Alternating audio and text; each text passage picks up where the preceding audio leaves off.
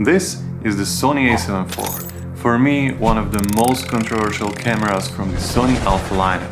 It has 33 megapixels full frame sensor, it does 4K 25p oversampled from 7K and 4K 60p oversampled from 4.8K. But there's one little catch. So who is this camera for? Do I still like it after 6 months? Let's find out together in this video.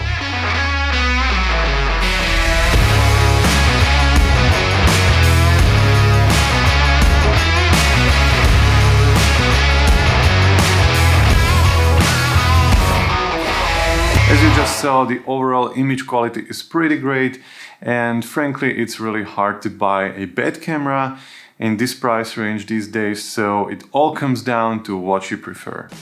I like the oversampled look in 4K 25p because the image is really detailed and sharp. Color-wise, you have 422 10-bit footage, and at 4K 25p the bitrate is 120 megabits per second, which is really enough for normal people. If it's not enough, you can plug in a CF Express card and set the format to XAVC-SI, and you can record at 250 megabits per second. And if you're not normal, you are probably already using a cinema camera, right? One thing I find a little odd about the A7IV is 4K 60p, or in my case 50p. If you want to shoot at this frame rate at 4K, you will have to deal with an APS-C crop. This is probably the biggest deal breaker for many people in my opinion. You have this nice full frame camera and suddenly you cannot use that full frame sensor. One thing you can do to compensate is to use a wider lens, but if you shoot almost everything at 50p, this might not be a camera for you. I'm guilty myself. When I started to shoot weddings, it was 50p all day every day, except of the ceremony. But the point is, each frame rate serves a different purpose, so you just shouldn't be using one for everything, because just in case. So in my opinion, the APS-C crop is not that big of a deal, especially for a hybrid shooter, but I will come to this later in this video. Low light performance is also one thing that is important for most people. The A7IV also supports the dual native ISO, like for example the Sony A7S III. The native ISO for S-Log3 is the ISO 800, and the second native ISO mark is at 3200. This means that if you shoot in S-Log3, try to stay at these two ISO marks for the best image quality. Well, this wouldn't be a proper review without a high ISO/noise test. So here it is.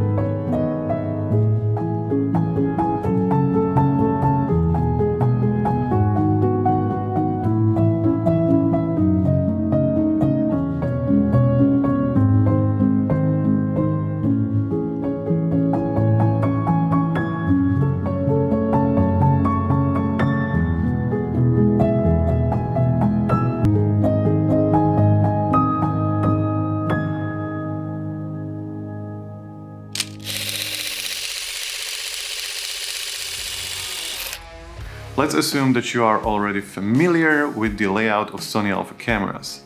The A7IV is pretty similar to other bodies. I can't really say if the layout is good or bad, because I'm really used to it, but there are some things I don't like. First is the mode dial. It's composed of two sections. You use the first one to switch between photo, video and SNQ mode, and the second to switch between different modes and memory slots. That first switch is a little bit small and sometimes you'll just end up on different modes, especially if you try to switch from photo to video. Another thing is that if you want to access, for example, one of the memory slots for shooting videos, you need to switch the first switch to the video mode and then choose the memory slot on the wheel. It actually makes sense, but many people, many hybrid shooters I know, have their video modes set to 4K 25 frames per second, 4K 50 frames per second, and 1080p 100 frames per second. Then they have everything set up for taking photos on the manual mode. So I wouldn't definitely miss the first switch because it only adds one more step to the process. If I'm shooting a video alone, run and gun style for example, and suddenly I need to take photo of something, I need to switch to the photo mode first and then to the manual afterwards. Otherwise the body is well laid out and it's almost the same as the A7S III. The battery life is also pretty good. I can go through a full wedding day shoot with just 2 batteries. It will not be that great for videos, but it's still really good enough for me. So who is this camera for? It's definitely for hybrid shooters. So whether you are shooting wedding films, wedding photos, events, or you have your own YouTube channel, this is really the perfect camera for you. The major downside is that APS-C crop at 4K 60 or 50p. If you're not focused 100% to the video and you don't need that big video performance, this should not be a deal breaker for you. If it really bothers you, however, you will need to spend $1,000 more on the A7S III and you will lose at the same time the 33 megapixel sensor and crisp oversampled 4K look. Is it worth it? Not for me, but maybe for you. Leave me your opinion down in the comment section. I'm really interested. What is your opinion?